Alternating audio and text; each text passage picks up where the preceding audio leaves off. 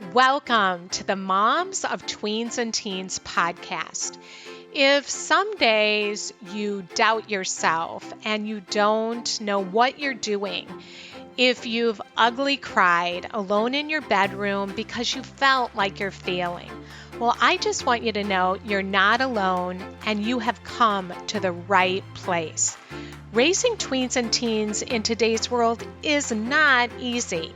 And I'm on a mission to equip you to love well and to raise emotionally healthy, happy tweens and teens that thrive.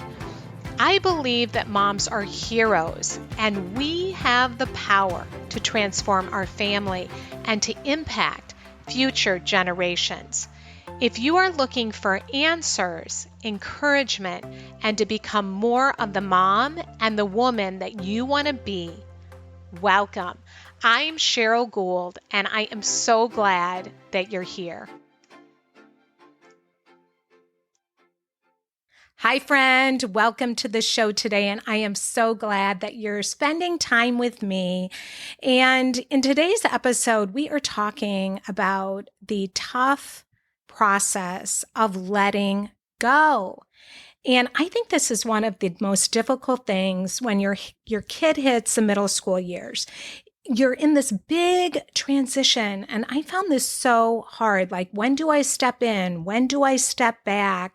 And you watch them making decisions that you're not crazy about, and you want them to be successful and you want them to make good decisions. And that is all well and good. But without meaning to, we often get in the way. Well, today, my special guest is Dr. Coswell, and she is also known as the Teen Translator. And she's a wealth of knowledge and experience on adolescent development and how you can build trust and help your kid to become more independent and confident and to build those necessary skills that our kids need as they move towards adulthood. You are going to love this episode. You're going to get so much good stuff, and you're going to feel so much better that you are not alone as we talk about our own challenges and struggles as well. So let's dive in. Well, welcome, Dr. Cam, to the podcast. I'm so happy that you're here. I'm thrilled to be here, Cheryl. This is going to be fun. Yeah, I always love talking to you, and you have so much wisdom. And we're going to talk all about like how to have these tough conversations with our kids when they're difficult, when there's conflict. Well, we're excited about summer. That has its challenges too. So you are considered the Teen Translator. Mm-hmm. So how did you come upon, fall in to becoming the Teen Translator? You know, it's one of those paths that go all over the place, but I'd always wanted to do psychology. And when I was getting my PhD, I taught a class in adolescent psychology. And I had all these parents, because I taught an evening class, I had parents coming to me saying, oh my gosh, what you're teaching us in this class is completely changing our relationship with our own kids. I'm like, why don't people know this stuff? This is crazy. And I mean, I had my challenges as a teen as well. And it just, as people started learning that I knew stuff about teenagers, they started asking me questions all the time. And I was like, I need to just do this as a living. And so that, it kind of just fell into that. And it's weird because I think you kind of get this calling, and your story might be very similar, where I don't know why. Like, this is just what I kept getting steered towards. I love talking about it. I love working with teenagers. I love everything about it. And it's like, it is what it is. That's what I'm supposed to be. Yes, I feel the same way. I mean, part of it came out of my own challenges and struggles with my oldest, and I didn't know what I was doing when she was in middle school and having lots of conflict, not wanting to go to school. And I went on my own journey, and that led to doing, similar things. But I love how you were talking about things that parents weren't hearing. Correct. And what do you think some of the things were that they weren't hearing that you were sharing? It's the same thing that people are not hearing now. If we have this idea of what adolescence is going to be like, and it's not good. We don't paint a pretty picture for adolescence. And I've seen people with newborns going, oh, I'm going to appreciate this now because once they're a teen, it's all going to. And this is really frustrating because the more I start learning about adolescence, it is a different phase. They do see the world differently. They are learning a lot of the emotion regulation skills and the problem solving skills and decision making. So they're not great at it yet. But when we get past that layer, they're freaking amazing. They are so passionate. They're becoming their own selves. They're learning their own opinions and forming their opinions and just becoming these incredible human beings. And what happens, though, is because we expect it to be bad, we misread a lot of their behavior as difficult. We respond to it as though it's difficult. And then we end up having a relationship that's absolutely opposite of what they're craving and we're craving. And we as parents end up pushing them away and creating a lot of this disconnect. But we blame it on our teens because we were expecting it. And so when we understand that and when we change the way that we perceive adolescence and we approach it, it doesn't have to be this dramatic, chaotic period of time when you're disconnected. It just doesn't. And so that's what I keep trying to explain to people is once we understand what they're going through and how they view the world, we can adapt how we approach them and it changes it all. Woohoo! I feel like I know. I'm like, oh, that is so good. I'm just sitting here thinking, gosh, our parents, I think there was a whole other set of challenges in the way that we were raised. I'm curious, what are your thoughts on how this has come about? Because I don't think that my mom was as plugged into me as we are with our kids today. And I don't even know how many expectations there were put upon me. She wasn't seeing my grades. There just wasn't the amount of pressure. Now, I don't know if that was just me. What do you think about that? Do you think that it's more the way that we're leaning now? I very much agree with you. The thing that I see, and it's interesting to me when people, I hear this all the time, teenagers today, what's up with the youth? And I'm going, they're not changed. They're the same we were. They're growing up in a different world and they're responding in a different way. And if we're going to look at anybody, it's how they're being raised or educated or anything else, because that's the environment. And I'm not pointing blame at anyone. I'm saying the world is very, very different than it was when we were growing up. And you're absolutely right. The amount of expectations and pressures and the speed of it in the consistency of it, the consistency of it, it never lets up. And these kids are still trying to navigate the same things we had to navigate, but with a lot more pressure and speed. And they're not coping well.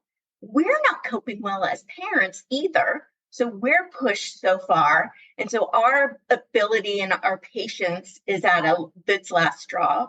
We're comparing ourselves on social media just as much, if not more so than our kids, which is setting our expectations for ourselves and our kids.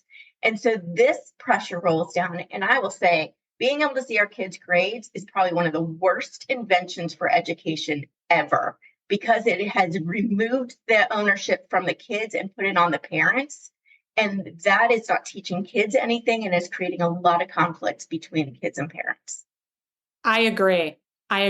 And so much anxiety and pressure and nagging and terrible.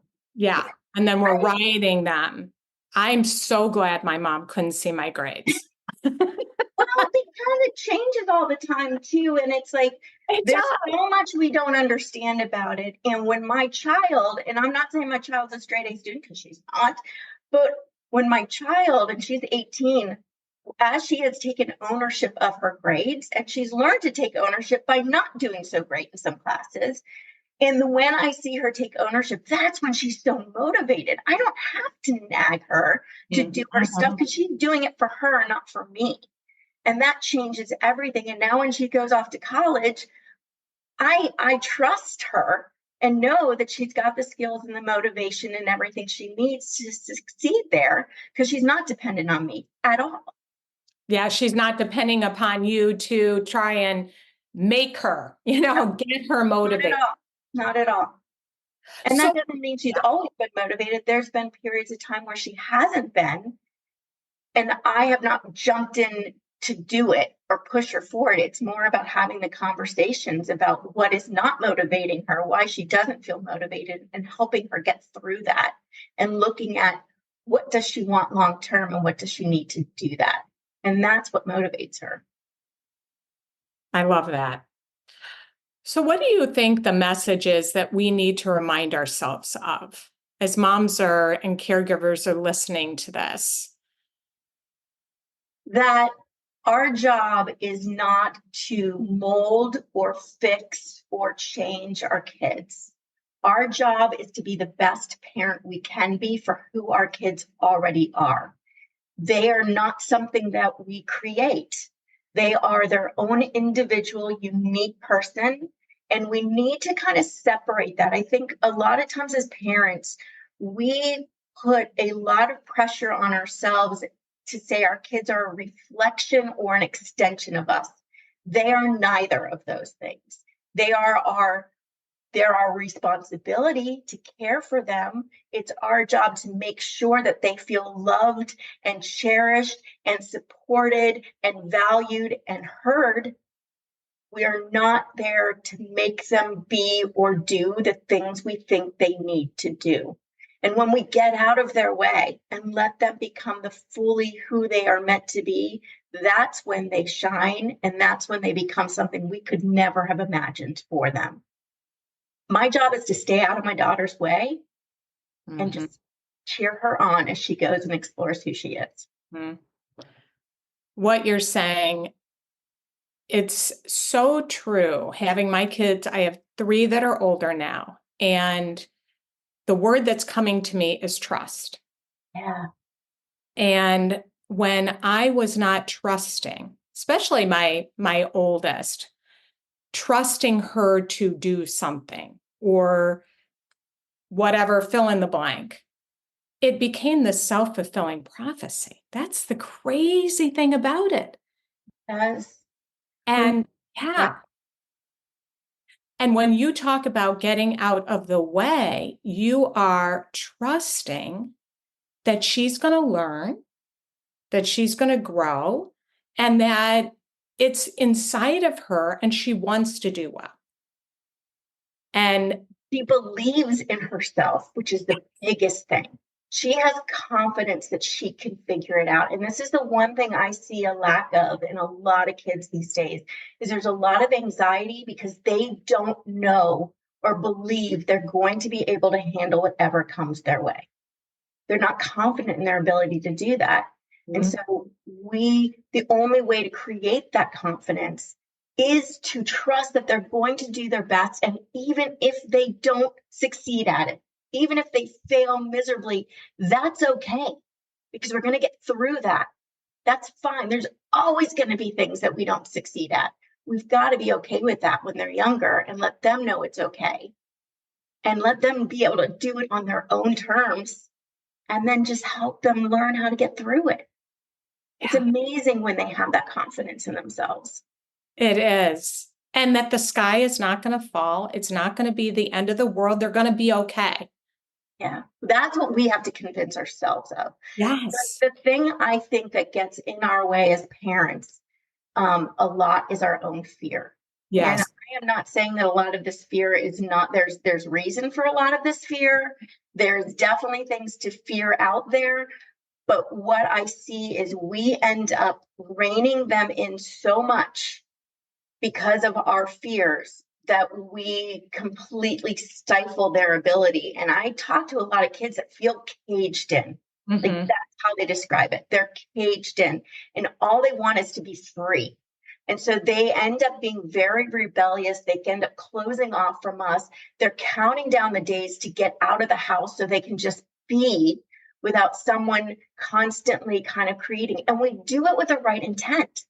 None of these parents are malicious. They're all loving, caring, wanting the best for their kids. But because of this fear, we end up wrapping them up in bubble wrap a little bit. And they don't learn to take the bumps. They don't learn and trust themselves to be able to do it. They feel fragile. And that's not what we want to send them out feeling. Yes. And that fear, it creates our need to want to control things. Oh, big time. And then they rebel. Oh, yeah. Who wouldn't? They're human beings. Human beings do not like to be controlled. So, yes, we don't want to be controlled. Expecting them to not push back when we're controlling, to me, doesn't make any sense at all. Like, how are we expecting them to be humans and develop their own sense of identity if we're telling them what to do, when to do it, how to do it all the time, and then getting mad at them for not doing that? We're creating someone that can't think on their own and is learning that compliance is the best way forward. And I don't want my child by any means not to go out into the world and be compliant. I want her to be respectful. Mm-hmm. I want her to be able to understand and listen and be compassionate to other people, but I don't want her to be compliant to other people. Yeah, to have their own voice, to know what they like, what they don't like, to be able to say no. If you're compliant, a people pleaser, yeah, it's hard to have your own identity. And kids nowadays, they're looking outside of themselves all the time, like scanning, am I okay? Yeah. And what you're really talking about is like that internal confidence, which is very different. It is. And I think we're trying to create our kids to be accepted in the world. And I see this a lot. A lot of parents and I get this so much. Like, I understand, again, it is that we want our kids to be successful. We want our kids to fit in. We want our kids to be treated well. But one of the things we don't often realize is when we're trying to change them to be acceptable, we're actually the ones being the bully and not accepting them. And so the message they're getting is that they're not okay the way they are. And I think as parents, we've got to sit back and go, this is the child that I have. This is the child. This is the child with their strengths and with their weaknesses, with everything that they are. This is the child that I have. And the adult they're becoming, how do I help them have the most confidence and be the best version of who they already are? Yes. It's so hard to do. You know, it is so hard to do. And I've been there. I get it. I was so fear driven with my oldest, and I did not know until I knew better. And I thought I was doing all the right things. So for the mom that's listening and she's like, oh, I feel you, I hear you. And it's like, now I'm grateful that I went through that, even though I would have done it differently, because I can hold out that hope. I see it now, and I see that it creates those very things that we really don't want for our kids. And it's never too late. It's never too late to learn and to grow and to change. So what would be your counsel to a mom that is struggling with fear? What would you say to her? I think the first thing is to say that fear is there for reasons because you love and cherish your child. I understand that, and that is wonderful. What I want to think about is, let's go forward, because right now you're trying to protect them from what could happen right now. And a lot of our fear is worst case scenario. Most of it will not happen. So I think we need to separate our fear from reality. Mm-hmm. It's not always the worst case. The other thing is, what our ultimate goal is to have our child be able to protect themselves. And the longer we hold them in and rein them in because of our fear, the more we're preventing them from learning how to take care of themselves and be safe. We can't prevent everything from happening. It's not possible. We don't even know. So if we spend our whole lives trying to prevent every possible worst case scenario, we are wasting so much precious time that we could be spending connecting with our kids, taking care of ourselves, making sure that our kids are having that chance to explore and pull them up when they do fail, because they're going to fall a lot. We're wasting time worrying. And I don't want you to waste your child's entire, we have a lot of times with our kids. Like the majority of their life is not going to be under our roof. Let's not waste that time worrying, because worrying does nothing. It gives us this false sense of being productive when we're not doing a dang thing. Just don't waste your time doing that and spend that time with your kid. The way that you put that, I am going to grab that quote. I've never heard anybody put it that way about when we're getting in the way and we're driven by that fear. Our goal needs to be for them to be able to keep themselves safe. And if we're in the way, and I don't remember exactly how you put it, but if we're getting in the way, we're getting in the way of them learning how to do that. Yeah. That was like a wow moment, the way that you verbalize that. Yeah. It's really difficult. But I think when we start switching that view, because we can start going, I am protecting my child by allowing my child to learn how to protect themselves. And the only way for them to learn is to make mistakes. That's it. They're not going to learn from us telling them any more than we learn from our parents telling us. Right? I'm still learning from my mistakes. That's yeah, that's the best way to learn. So to deprive our kids of that opportunity now, it's not fair. It's just not. Yeah. It's not easy. I am not at all. Oh my God, there's so many times, Cheryl, that I have held my breath going, okay, I'm letting my daughter do this. I got to trust in this experience. I got to trust. And it's terrifying. It is. It is scary. And it's such a good discussion, though, because I think this is something we need to hear over and over again and every phase of being a parent. My oldest is 33. I mean, my youngest is 24. There's always new things that crop up. We're still the parent. It just looks very different. And that being able to let go and remembering these things, I don't think that we can hear it enough because we're moms. We love our kids. We do. And I think we just have to refocus that energy. That energy and that love is so essential, but we use it in an ineffective way that pushes our kids away. And I just want people to think right now, how would you feel right now if your mom was calling you every day or dad was calling you every day, commenting on how you handled everything, giving you advice on how you should handle everything, showing you what you didn't do right. And you're like, but you don't have your life figured out. Why do you have the right to tell me? Same for us. We don't have our whole life figured out. We do not know better. Sorry, we don't. We just don't. So let your child figure it out and redirect that energy to support them, to love them, to cheer them on, to be there when they need picked up, and to just listen and let them be heard and valued. That's what a parent is supposed to do, not control. Yes. Yes. So how can we begin? We've been doing the whole control thing. And you're talking about cheering them on, about hearing them, about listening. How do we start that? You have a book on, I think you have like 1,000 different ways to say Phrases, yeah, the power phrases. Yeah. This is great, but what do I actually say? And that was a lot of things to get you started on every single topic because it is very difficult. But honestly, the best thing that you can do is not say anything, just listen to what they say. And you will go so far in your relationship with them because they want to feel heard and they want to feel validated. And when they feel heard and validated, and let me be clear, we are not validating that we agree with their decision. We are not validating that we agree with how they're feeling or how they're expressing their feeling. We're validating that they are human and they have the right to feel, and they feel that. And that is we can't control how they feel.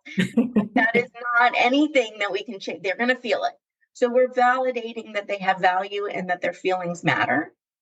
And then we go from there. And so when we hear them out and we listen to them, what we can do is just get curious and help them figure it out. And it's just going, so, like my daughter didn't do well on a test that she thought she would do really well on, right? And so the question just was, well, what do you think? That sucks, first of all. I know how hard you work, and I bet that's really disappointing to work that hard.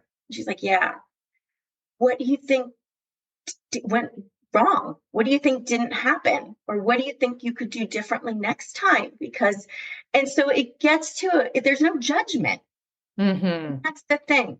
We really struggle to take judgment out. There's no judgment or criticism. It's curiosity. Wow, I wonder what happened, because I know. Now, I know that there were ways she could have studied better. Of course I knew that. That's not for me to say, though. That's for her to figure out and for me to help her learn to figure that out. If she wants my opinion and wants ideas on how to figure out, I am more than willing to do that. And I'll say, I'm here if you want me to help you study, or you want to do, I have some ideas on just doing some flashcards or whatever it is. If you want to go old school, I'm here. But what do you think you could do? And she figures it out. And she does it, and she feels great because she figured it out, and she's motivated to do that because she figured it out. And if you tell them it doesn't work, that's usually when you get the pushback. Cheryl, this is my philosophy. If you take a good solution for yourself by saying, I think you should do this, you have now taken that solution off the table. So if you want your child to make a good choice or to make that choice, do not claim it for your own, because now that's the last thing they're going to want to do. Why? Not because they're being disrespectful, not because they're being difficult, because it is so important for them to think on their own and be independent and come up with that idea so they feel confident. That's why. Yeah, it's like we rob them of that taking ownership and coming with it themselves. Yeah. If we take it, gone. Yep. Or they tweak it. It might look a little different, but it fits better for them. Our suggestions a lot of the time don't work for them. 100%. We're like, that works for us. And often we're solving for our problem in the situation, not their problem, right? So we're solving for, I need to know you're doing your homework, or I need to know this, rather than what is it that's getting in their way of doing their homework. We got to solve for that. Yeah. I remember the first time hearing the phrase unsolicited advice. And that was so good. That was like one of those bing moments for me. Like, don't give unsolicited advice. They're not asking for it, so shut up. Yeah. And I still sometimes come out with something and they'll be like, now they know, Mom, you're giving me unsolicited advice. I'll be like, okay, oh yeah, you're right. Versus, do you want to know my thoughts? After they share their feelings, would you like to know? Yep. And I think what's hard is we as parents often feel like we have the right to give them advice, or we're doing it because we want to help. We sincerely want to help, and our advice giving is in their best interest. The problem is it's not received that way. It's received as being controlling, even if it's the best advice ever. It's received as that. And it's also received as overstepping their boundaries. So if they say, I don't want to know, and we don't respect that, we're teaching them disrespect of boundaries. So important. They've got boundaries that we need to respect too. And that's how they learn to respect ours. It is. We're modeling that for them. And then they learn to respect other people's boundaries, and they learn to respect themselves if somebody else is crossing over their boundaries. Yeah. They need to know how to protect their own boundaries. And I've talked to a lot of kids who, again, not because their parents are malicious, but they don't have the ability to say no at home. And they go out into the real world and they've been put into really bad situations where they did not feel safe or powerful enough to say no in those situations because they didn't know they could say no. And that is something we've got to realize, that our kids, if we want them to learn how to have a voice and say no, they've got to be able to say no at home. Yep. And they have to be able to strengthen that muscle to Yeah. practice. Yeah. It's our job to teach them how to do it respectfully. Mm-hmm. They don't know how, and they will often say it in a way that's extraordinarily disrespectful. But we need to get past that and go, we don't want to shut that down. We Mm-hmm. want to go there and say, yeah, you have the right to say no, but let's tweak and teach you, and let's try to rephrase how to say that in a way. So it's not through anger. It's through, again, I hear that you don't want to do that. The way you're saying it's making me feel very disrespected, doesn't feel good. What is another way you can say that? Because I want that for you too.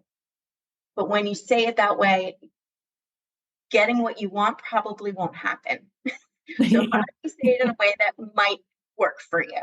Right. And now it's more about them and teaching them to be more effective, rather than me being offended that they said it in a way that made me feel disrespected, even though that might not have even been close to what they were trying to do.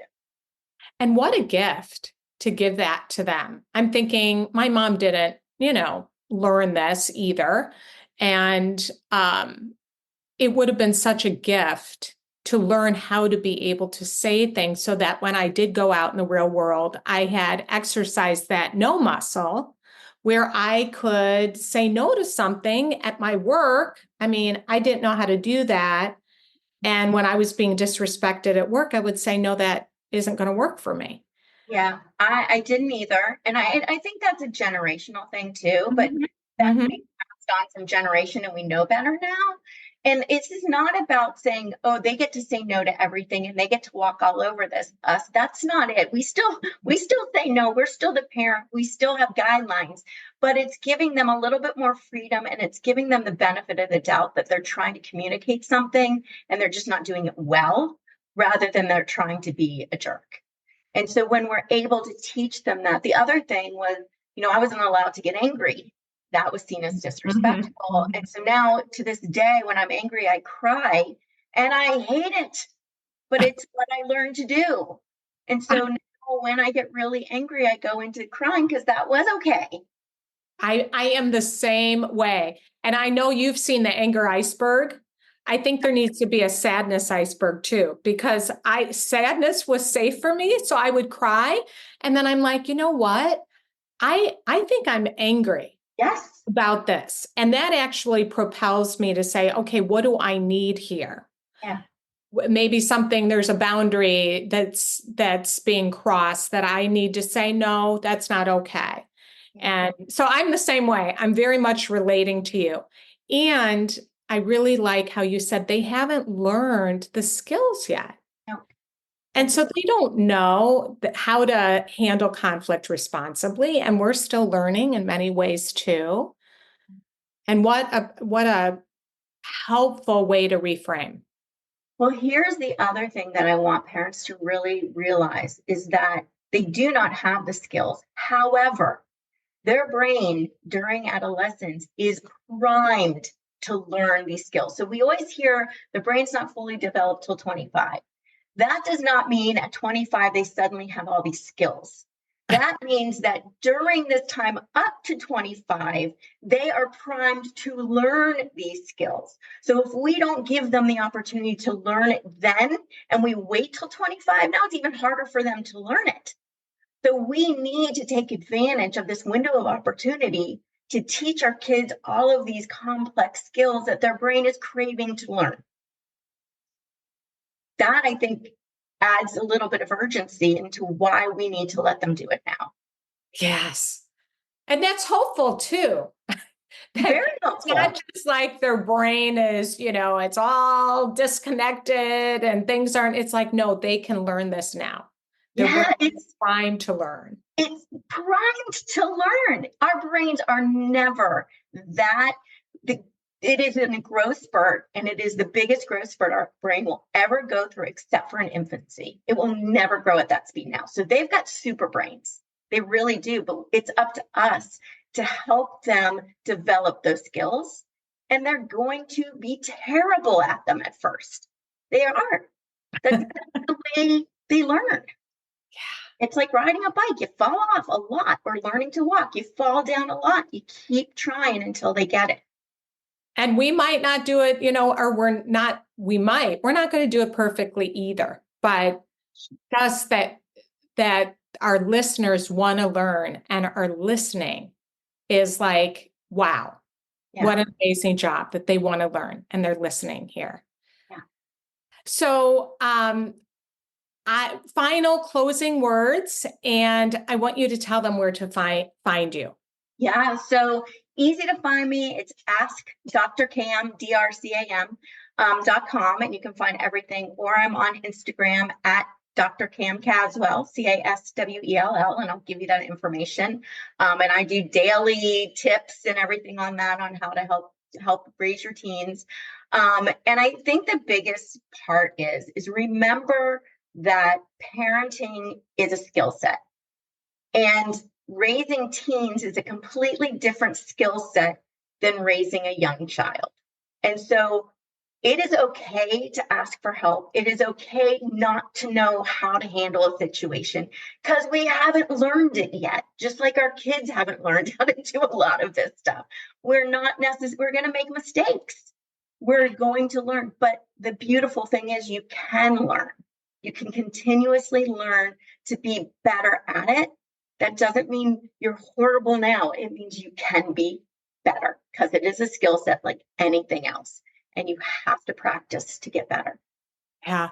And you have a membership also. We have a membership at Moms of Tweens and Teens, and you do also. And I love that, because it's a place where you go to practice, to learn these things, because it is really difficult to change these patterns we have if we didn't learn it growing up, if we didn't have it modeled, and to be able to have a place like your membership, my membership, where you can go and you have other moms and you're working on these things and they have you to support them, me to support them. So tell them what it's called and you can share that information. I know that you are, really doing a lot there. So tell them about that as well. Yeah, it's the Thriving Parent Academy, and it's thrivingparent.org.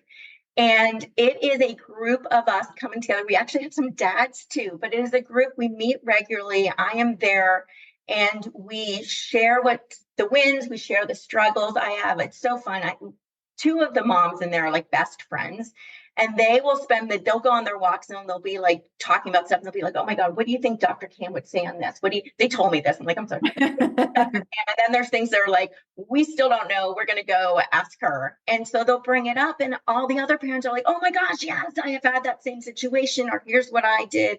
Or I'm so glad I'm not the only one. And so the feeling of being with other parents that are also dealing with the same challenges and realizing you're not alone in this. And believe I have heard the same complaints and worries and concerns over and over and over again. And so what you're going through right now is yes, your situation is unique to you and your child, but in the grander scheme of things, it is not unique. It is a very common parent-teen dynamic. And that's what we help you through, is how do you change that dynamic? And the beautiful thing is the power is ours to change it. When we change how we show up, it will change how they show up. Absolutely. Very true. Very true. And it starts with us. Yeah. So thank you for having that academy. We need it. We need each other. We need that support. It makes a humongous difference. It does. Yeah. So thank you so much for being here today, Dr. Cam. I love talking to you. This was great. Thank you, Cheryl. Well, that's it for today, friend. And thank you so much for joining me and for being here. It speaks volumes about the kind of mom that you are. And I also want to thank those of you that have left a podcast review. I looked at them the other day and it made my day. I just thank you. I know it takes, a couple minutes or a minute to leave a review, and that's how we spread the word and how people hear about us. And I just want to say that we were featured in FeedSpot. We were one of the top 10 parenting tweens podcasts listed there, and I was so excited. And so thank you for being here. And also, if you have an episode that really spoke to you, forward it to a mom that could benefit from listening. We need to know that we're not alone. We need to know that we're in this together. We need to have things that we're going through normalized so we don't lose our minds and we can take that big sigh of relief and go, oh, okay, I'm not the only one that is struggling with this. And this information is so helpful to me. That's what I hope that you are getting from this podcast. So thank you for being here. Thank you for leaving a review. Thank you for sharing with your friends. And I hope you have a great week, and I will see you back here next week.